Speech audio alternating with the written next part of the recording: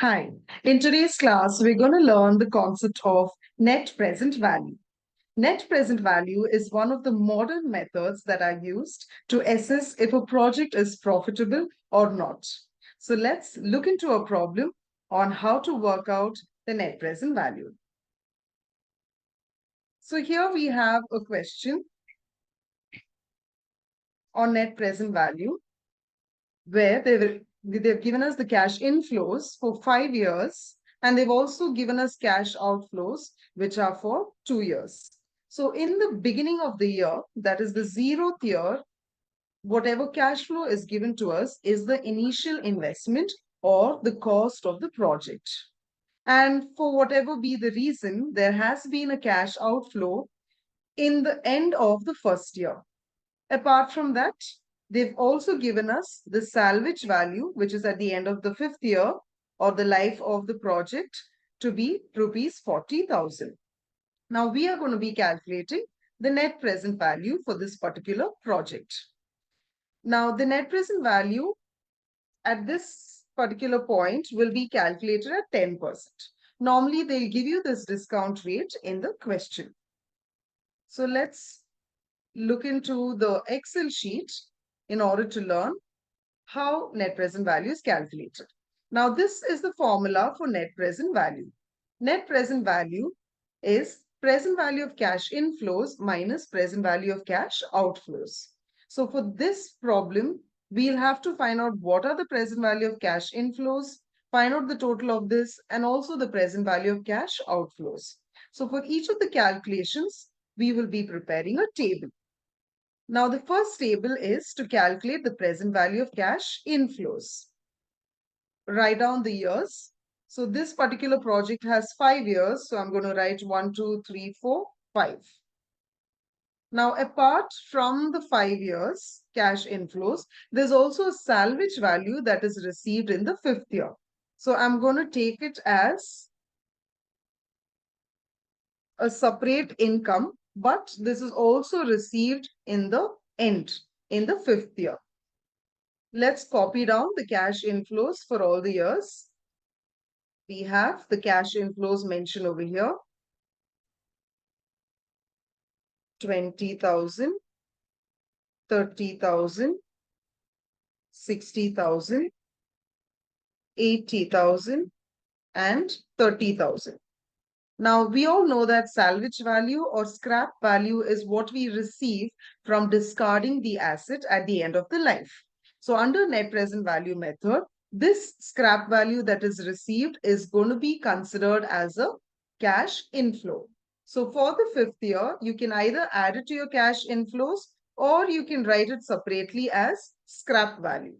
So I'm going to repeat the 5th year and mention 40,000 over here.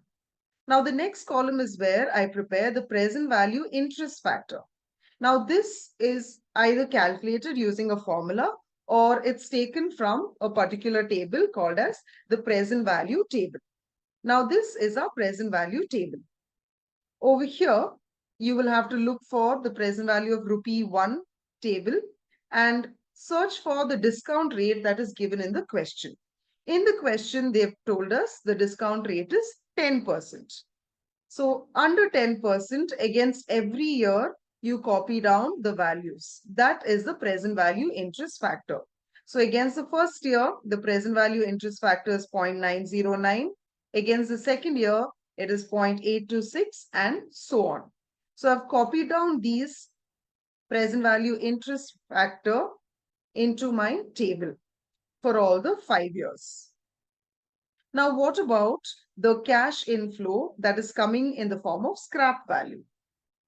Since this is also received in the 5th year, the present value interest factor of the 5th year will be mentioned over here as well. Like I told you, you can either club these two values or you can write it separately. Now we find out the present value of cash inflows. How do we calculate this? We discount the cash inflows. So this discounting happens by multiplying the cash inflows into the present value interest factor for that particular year. So for the first year, it'll be 20,000 into 0.909. And that's how you calculate the present value. You repeat this method for all the years, including the scrap value. Once you've done this, you will have to find out the total of all the present values of cash inflows. This will help us get the first component of the NPV formula.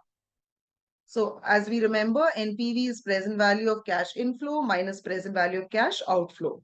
Now we've already found out the present value of cash inflow, which is 1,86,130. Now we find out the second component, which is the present value of cash outflow. Now in this question, there are two kinds of cash outflows.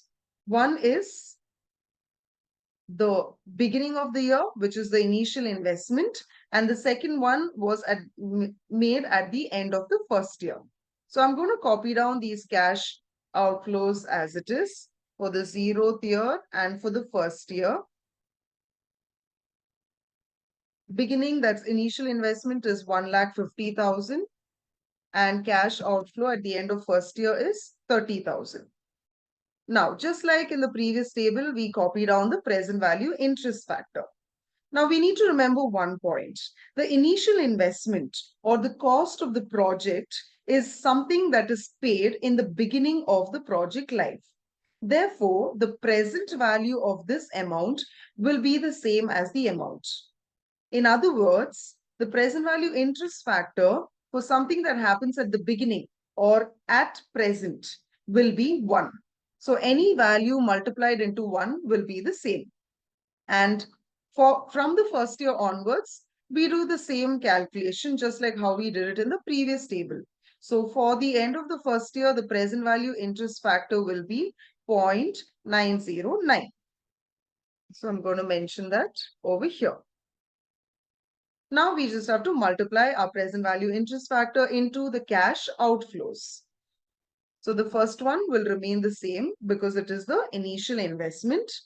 Second one will be 30,000 into 0.909. So here we found out the present value of cash outflows. Find out the total of this. And we've got our second component of NPV. Now we substitute this in the formula. NPV is equal to present value of cash inflow is 1,86,130 minus outflows 1,77,270. So this will be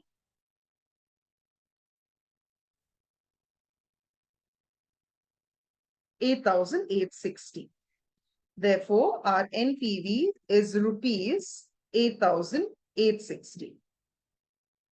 What is the rule for NPV?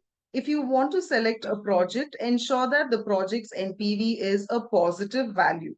And in case you want to compare between two or more projects, select the project which has the highest NPV. Thank you.